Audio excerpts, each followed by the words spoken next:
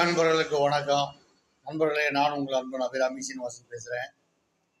சித்தர்களின் அற்புதங்களை பற்றி நம்ம பேசிக்கிருக்கோம். சித்தர்களை தேடி அப்படிங்கிற வகையில் தொடர்ந்து மகா பெரியவருடைய அந்த சரித்திரத்தை நம்ம கொஞ்சம் சின்ன சின்ன பகுதிகளை பார்த்துக்கிட்டு இருக்கோம்.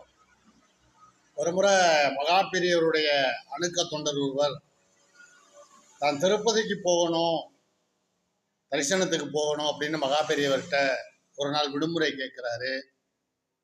மகா பெரியவரும் சரி நீ போயிட்டு வரலாம் அப்படின்னு அனுமதி கொடுத்துட்றாரு. அந்த அணுக்க தொண்டருடைய உறவினர்கள்லாம் வந்துடுறாங்க மடத்துக்கு. மறுநாள் திருப்பதிக்கு போகிற மாதிரி பிளான்.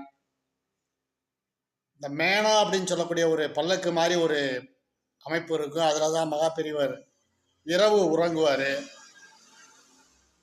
காலையில் எழுந்த உடனே போய் அவரை துயில் எழுப்புறது இந்த அணுக்க தொண்டர்.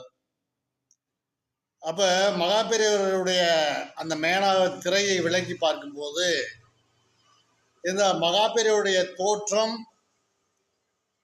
பள்ளிகொண்ட பெருமாளை போல ஒரு தோற்றத்தை இந்த அணுக்க தொண்டர் பார்க்கிறார்.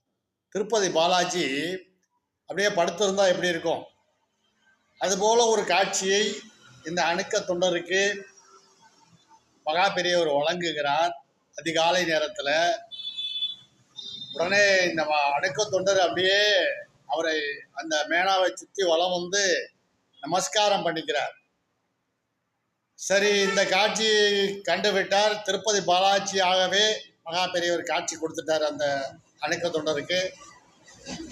சிறிது நேரம் கழித்து அவங்க உறவினர்கள்லாம் வந்து வா திருப்பதிக்கு கிளப்புறோம் அப்படின்னு சொல்லும்போது, எனக்கு தரிசனம் கிடைச்சிருச்சு, நீங்கள்லாம் திருப்பதிக்கு போயிட்டு வாங்க அப்படின்னு சொல்லி உறவுக்காரர்கள் எல்லாம் அந்த அணுக்க தொண்டரை அனுப்பி வைத்து விட்டு இவர் மடத்திலேயே தங்கி விடுகிறார்.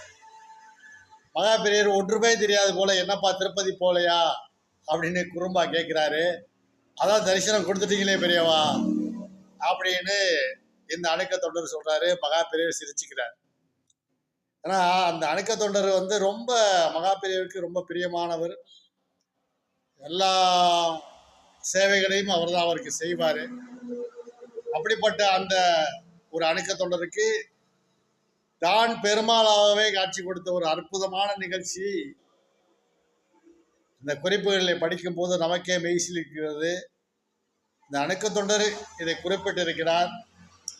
இதுபோல சிவனாக காட்சி கொடுத்தது, பெருமாளாக காட்சி கொடுத்ததெல்லாம் நிறைய சரித்திரங்கள் இருக்கு.